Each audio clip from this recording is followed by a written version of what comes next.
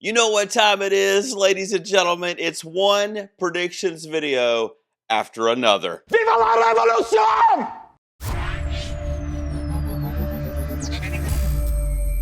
It's weird that I'm this excited as I'm recording on September 16th about the upcoming Academy Awards, which will not take place, of course, until March of 2026. And we won't get the nominations until next January. But as a lot of you may know that follow award season and just cinema in general, a lot of the fall film festivals are underway or in some cases have already taken place. If you follow this channel regularly, you know this. If you're new here, I talk about award season basically the entire year. Now, I usually do monthly power rankings or early predictions, which I still am going to do. I just did my September power rankings on September 7th, which was not even 10 days ago. So I said, should I do an update since we got the results of Telluride and TIFF since I did that video? And I was going to wait and do them in October, but I got to be honest with you, with the New York Film Festival and some of these movies actually coming out between now and next month, those predictions will probably be different also. On this video, I'm just going to give you a quick rundown of where my head is currently at only for Best Picture.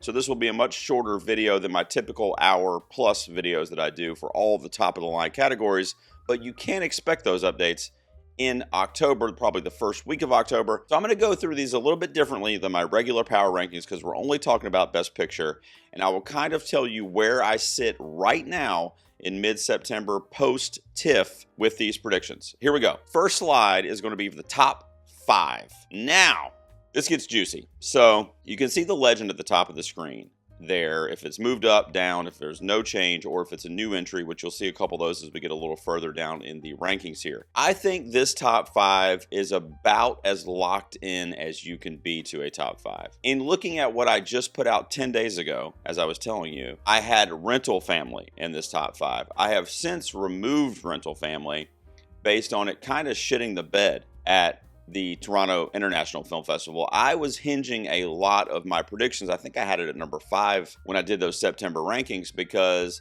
I was thinking it was going to basically win the TIFF Audience Award. And if it didn't, it was going to be in the top 3 and be, critically acclaimed and everybody was going to love it. It was going to be the feel-good movie of the festival, right? That did not turn out to be the case. They gave out 3 essential audience awards, or 1, 2, 3 in terms of placements. And the number 1 went to Hamnet, which, as you can see, is currently my number 1 in my power rankings. It was number 2 last month behind Sentimental Value. So there's a little switch up there.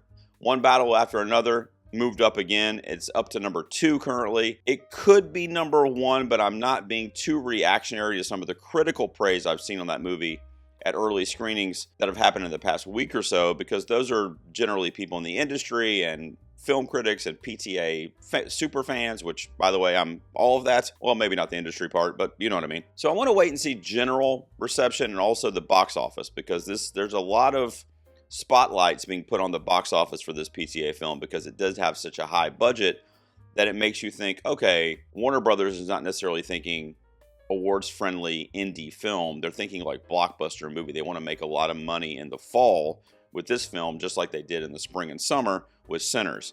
Now, one thing I'll say about One Battle After Another that I am proud of, regulars to this channel will know this, but back in March when I did my way too fucking early predictions, it was psychotic to do them then just a couple weeks after the Oscars aired, I had One Battle After Another at my number 1. I have never removed it from my top 10 for Best Picture. In fact, the lowest it ever went was number 6. I've never taken it out of my top 6. I think that my hunch was it's PTA featuring Leonardo DiCaprio. Not only that, the stellar cast kind of surrounding him, a lot of praise and assumptions being made about Sean Penn's performance for supporting. You've got Tiana Taylor, who some think may have missed for a under-the-radar movie called 1001 a few years ago. You've got Regina Hall, who of course has a great pedigree in the industry. I could still be wrong, of course, depending on how it goes the next few months, but I at least feel a lot more confident based on some of the feedback that I've seen in the last week or so with those early screenings. Now, because Hamnet and One Battle moved up for me this mid-September rankings, sentimental value had to drop down. I am really pulling for that film, if for no other reason because The Worst Person in the World got the shaft a few years ago for Joachim Trier and for Renate Rosva, who was also the star of that film. I want it to succeed, and Neon has got a lot on their plate. You'll see as we get through these slides here. But I do think that it's a gimme that this movie is getting nominated, and I also think that it's possible, or I should say probable, that it will receive some awards in other categories, even if it doesn't get Best Picture. You could be looking at multiple acting awards. I mean, we'll see, but I think Stellan Skarsgård could be the front runner all season for supporting, unless they decide to categorize him as lead, which that would be a little more tricky. I haven't seen the movie, but I think as I'm sitting right here right now, I have him in supporting, and I think that he would be the front runner, or at least he is for me currently. But I have pause when the TIFF audience, which is more of a snapshot of like the people, you know, the populace, kind of all different walks of life and what they feel about this movie. Of course, all movie lovers if you're going to a film festival, but you know what I mean.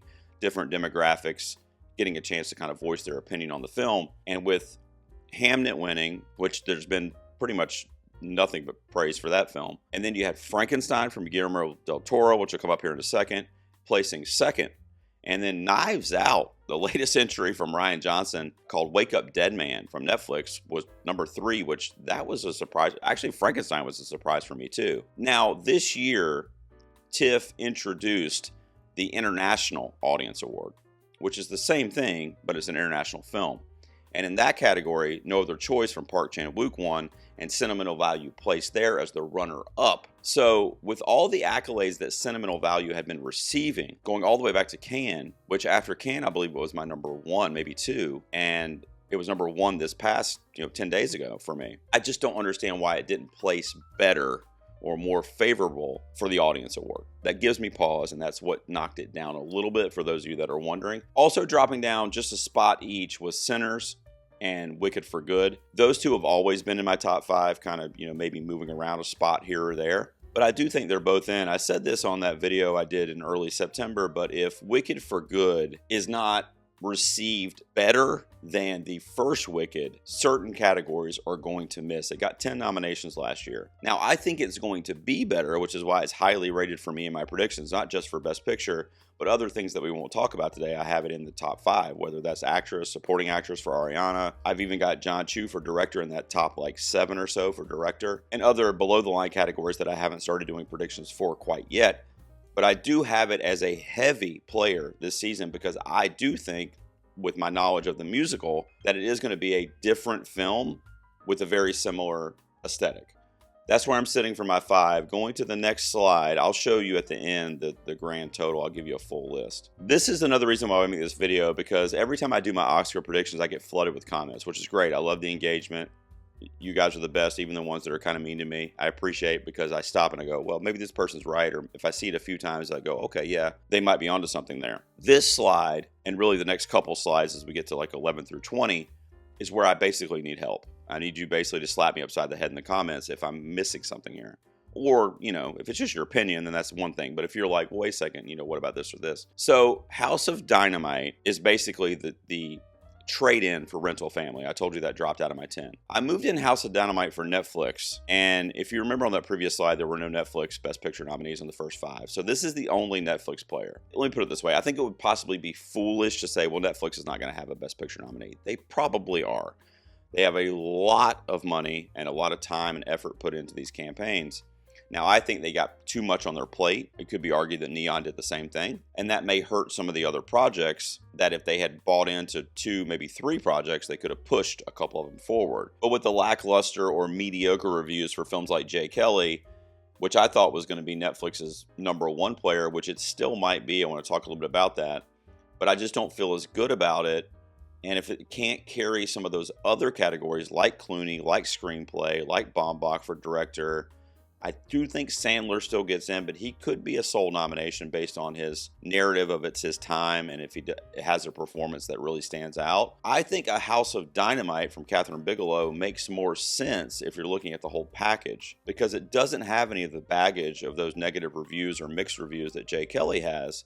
It's across the board been very favorable and loved, and it's got Catherine Bigelow, who's the first female filmmaker to win Best Director.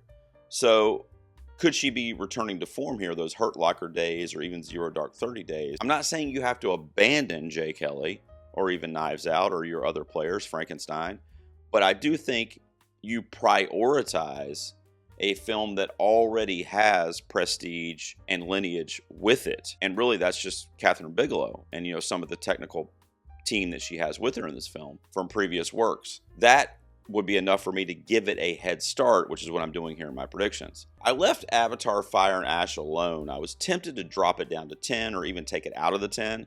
But as I've said on previous videos, basically what it comes down to is I'm just not going to bet against James Cameron, period. That's basically all the commentary I have for that movie right now.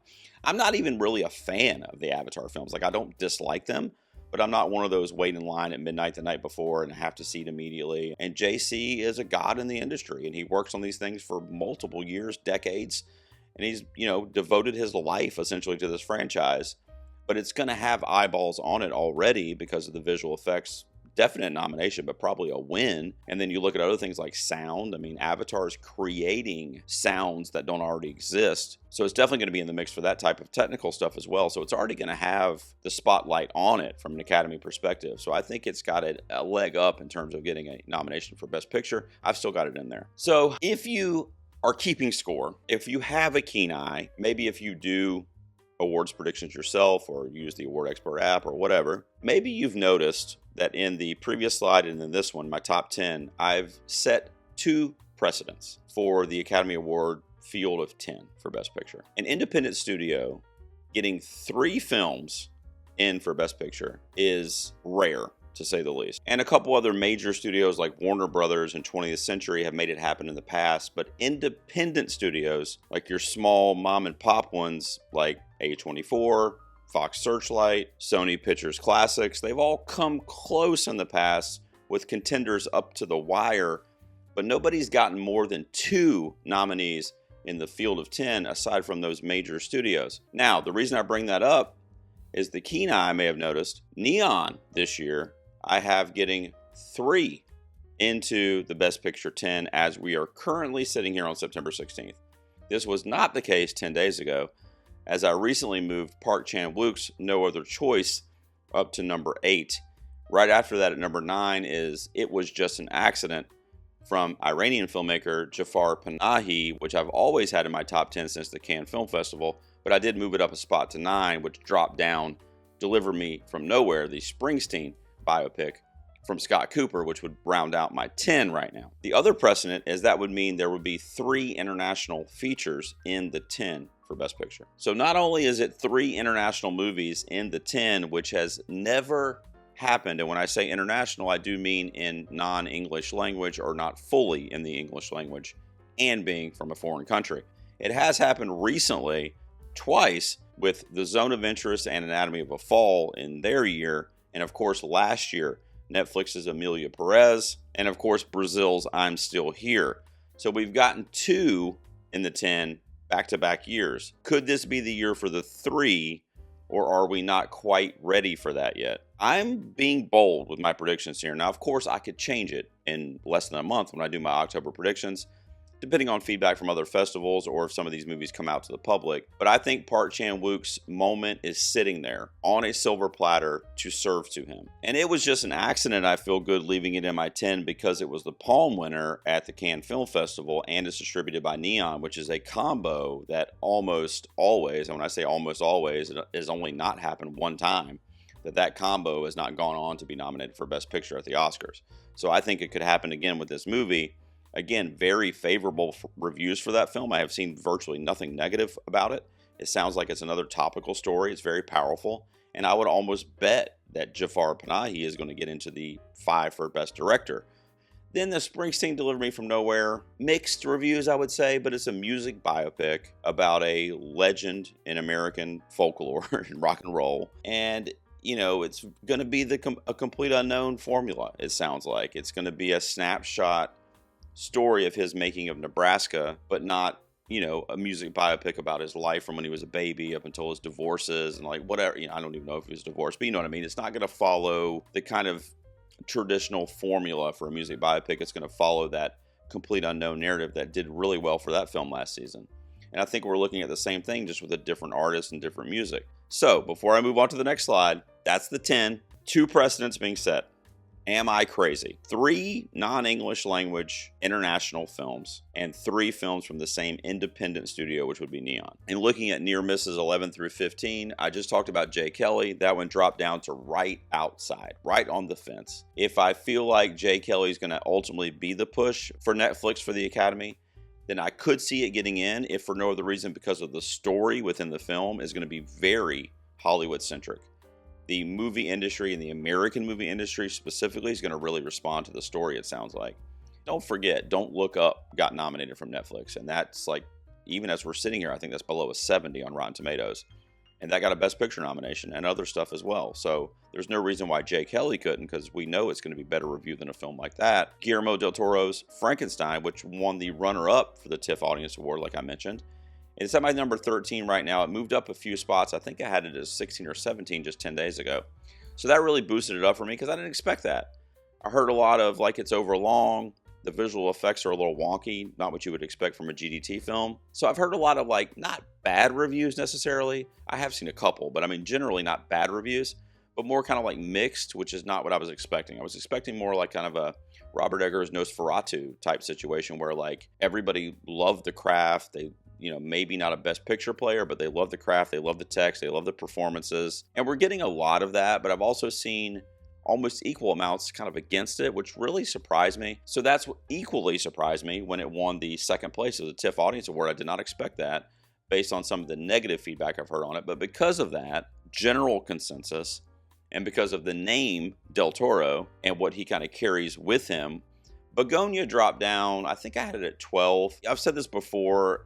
Yorgos, I'm worried about his movies until I see them, basically. And that's even with feedback and reviews and clips. And I just don't know what to think. Or let me rephrase that. I've never known what to think about his movies for the Academy until I see them. His movies, like almost like the cover of the book, is always different than what's on the inside. I think, based on what I've seen and read, that Begonia is going to be a sci-fi mindfuck with a lot of violent action in it. It's going to be very strange, which, I mean, he got Poor Things in, so it wouldn't be the first time that a strange movie of his got into Best Picture. It was probably the number 2 that year. But I think it might be too weird to go beyond like 3 or 4 tech nominations. Maybe even screenplay adapted. I mean, your score is going to be in the mix. It's going to be in the mix for things. I just don't know if there's going to be a lot of top of the line stuff. One that I did move up a couple more spots after premiering it 10 days ago is a movie from Searchlight called Is This Thing On, which stars Will Arnett as a stand-up comedian whose life is kind of falling apart when he's off stage, going through a divorce, played by Laura Dern. It's got kids in the movie. It looks like it's going to have some comedy, some familial comedy, and it's going to have some like deep family issues about. Honestly, it kind of looks like a Baumbach. It kind of looks like it's written by Baumbach. That kind of marriage story type vibes is what I'm getting from it, but with a stand-up comic as opposed to theater players. It is ready to premiere it at the New York Film Festival. So waiting on the feedback from that before I'm like, oh yeah, it's in the 10. But things that it does have going for it, regardless of the feedback that we haven't gotten yet, is Bradley Cooper as director. He's got like 13 nominations from the Academy, and that's in various categories. They love nominating the guy. I've said that before. I know that sounds silly, but they see his name on the long list or whatever, and he just stands out. That name stands out. He is a well-respected Academy player and filmmaker and actor. And in my 16 through 20, not a ton of changes with exceptions, just kind of up and downs. I already talked to you guys about Rental Family. That plummeted. It's all the way down here at my 18. I think it's probably dead. I don't want to be too reactionary and eliminate it completely, so I still have it on my board here because I do want to see the box office and the general audience reception of the film and what Searchlight decides to do, because I just mentioned Is This Thing On? What are they going to do? I mean, that's all they have, at least that we've seen front of mind for us as pundits. Rental Family, which was thought to be their push, and Is This Thing On? That's really it, unless I'm forgetting something from Searchlight that's like a major player. So what are they going to do? We're going to have to wait and see in the coming weeks. The Secret Agent is another international film from Neon. And if you guys remember, I had 3 international films in my 10 from the same studio, Neon. So I can't do that a 4th time. So unfortunately, The secret agent's the one on the outside looking in. I do think that it's going to be well liked enough. It's going to be an international feature from Brazil. They already announced they're going to submit that, which I think it's definitely in the nominees there, possibly a win. It also is going to go a long way, I would think, for Wagner Moura, as I have him in the mix for lead actor. I think I had him at 6 when I did those 10 days ago. So he's right there. Speaking of actor, I don't have Dwayne "The Rock" Johnson, at least in my 5 yet. I think I did put him at 9 or 10 to kind of get him on the board when I did those predictions in September, but it's not because I don't think he's going to be tremendous in it. I do, but I just don't see the Academy embracing a former WWE star, a former action star, to be this, like, his first role, they rain down on him, Academy Award nominations. The same thing could be said for Benny Safdie as the director, because he doesn't have a resume with Academy fare either. Even when he was directing with his brother, they didn't get any love from the Academy. So I'm not saying it can't happen, and I would honestly be thrilled if it does, but there's just nothing telling me that this movie has what it needs, ingredients-wise, to be nominated for anything above, like, the near misses. Maybe Emily Blunt could get in because she does have that history with the Academy, and it would be another precedent that I would be setting. First-time director, first-time, not comedian in this case, but action star turned dramatic turn. I don't know. It's just too much for me to go out on a limb for all this stuff. So maybe Smashing Machine will actually end up being the easier play come December, and I can get rid of some of those international picks that might not end up making it. Anemone stars Daniel Day-Lewis. It's my number 19. I didn't move it. The reason it catapulted into my 20 and I put it on my board is because of the trailer. Sean Bean as well in supporting. I didn't put him in my 5, but he's in consideration now. But Daniel Day-Lewis, been out of the game for like 8 years or something like that. And when I saw him in that trailer, just a couple little scenes and lines they show us in the trailer, I'm like, he's still the fucking greatest alive. I mean, it's like riding a bike for this guy, So I'm not going to count it out. His focus features, I already said, I don't think Begonia is going to be a major play for them. Obviously, they have Hamnet. But with the name of Daniel Day-Lewis, which a lot of people would argue is the greatest living actor, it could be a great narrative that he came out of retirement to be in his son's film and give the performance of his career and all. I mean, I don't know, but I'm just saying if that comes out, this one will also be showing at NIF. So I'll be listening very closely for the feedback on that film too, but I still got it floating around at number 19. And then I dropped The Testament of Ann Lee down just because of the mixed feedback, the mixed review, the Metacritic's in the 60s. It's like a musical. It's a little long, I've heard.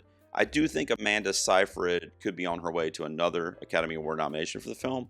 I feel like she's very powerful in it.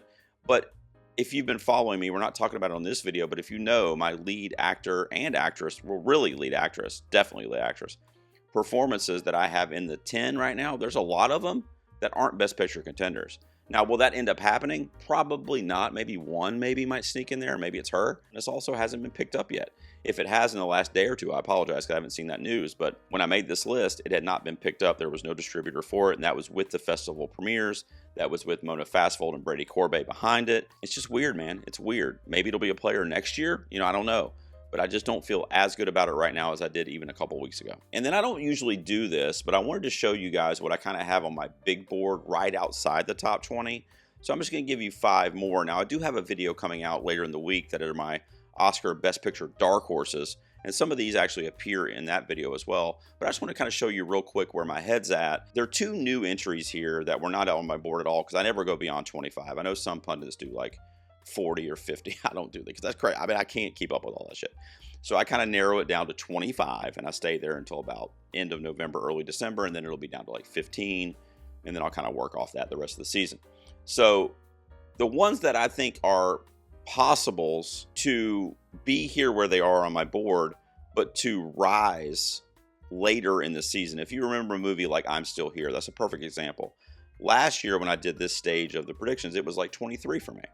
I had it 23, 24, never in the top 20 until like late November and definitely into December. And when the Globes came, forget about it. It was like rising to the charts. Very similar. Some of these movies, based on the release date, based on the campaigning behind them, the different cook-offs, whatever they might be featured in, if that elevates at the right time and it's pushed out there by the given studio in that window, and it's a small window, it's like a week, 10 days, maybe 2 weeks, that you could have that chatter build and build and build to kind of have you come out of nowhere. Think about an Andrea Riseborough for To Leslie when she got nominated for actress.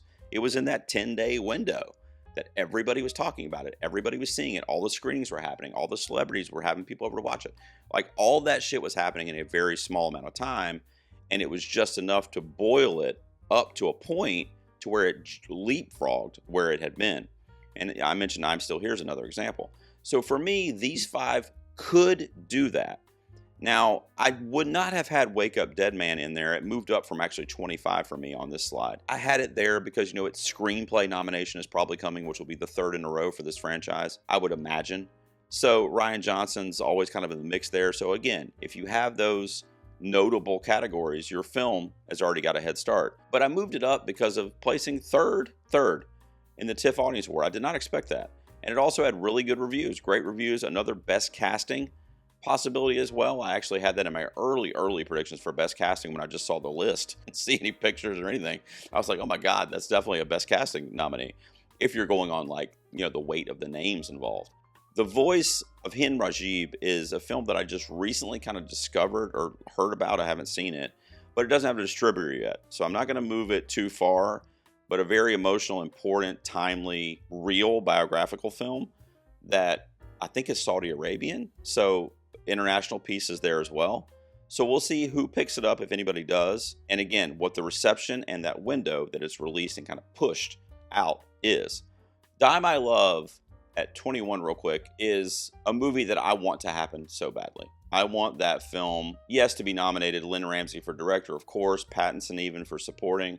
But what I really want is Jennifer Lawrence for lead actress. I actually did a whole video on that when the trailer came out a couple weeks ago. You can find it on the channel. I'll tag it for you, but I am pulling for her to, everybody's talking about Julia Roberts and After the Hunt, this, which, is not completely dead yet, but it's not looking great. But Jennifer Lawrence is that for me because she's been gone for 10 or 11 years since Joy came out, at least at the Academy. She's done some great stuff, some comedies, and I love her, but she just hasn't really sunk her teeth into a role in 10 or 11 years. It sounds like a piece where the performance is mirroring a little bit of her own life. And I love that. That's so meta to me, and that's so contextual and personal and intimate to me. And then Mubi as the studio got The Substance nominated last year in 5 categories, including picture, director, screen. I mean, it's crazy. That's a movie that's literally a bloodbath on camera. I mean, it's crazy. A body horror film that the Academy would have never watched prior to last year. So the fact that Mubi was able to make that happen somehow, and they don't have any other players on the table, at least that I know of.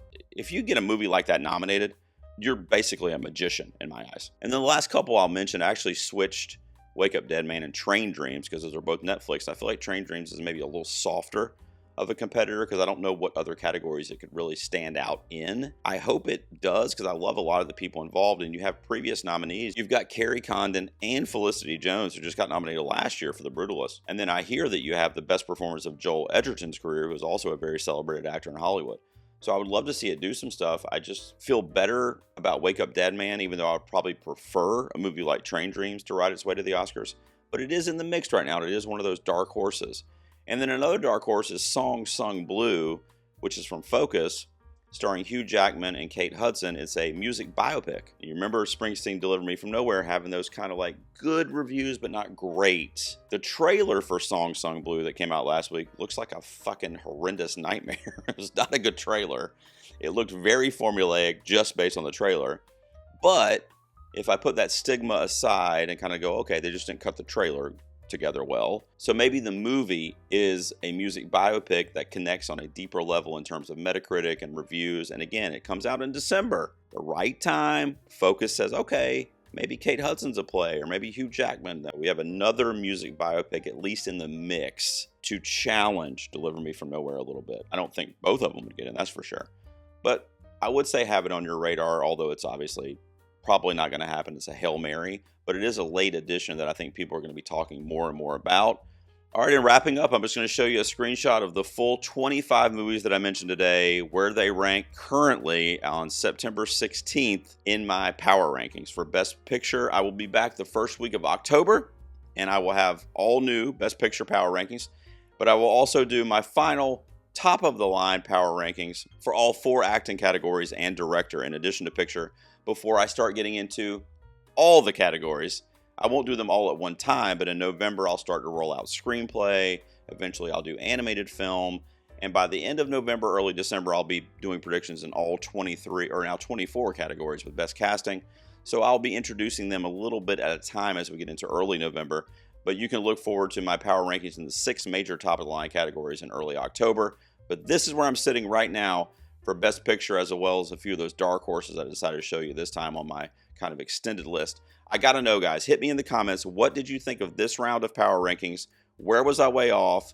Am I a mad genius or a psychotic idiot for predicting 2 precedents to happen this year in the field of 10? Guys, I really appreciate you tuning in. Don't forget, if you're a channel regular, if you love award season, it's going to get wild up in here.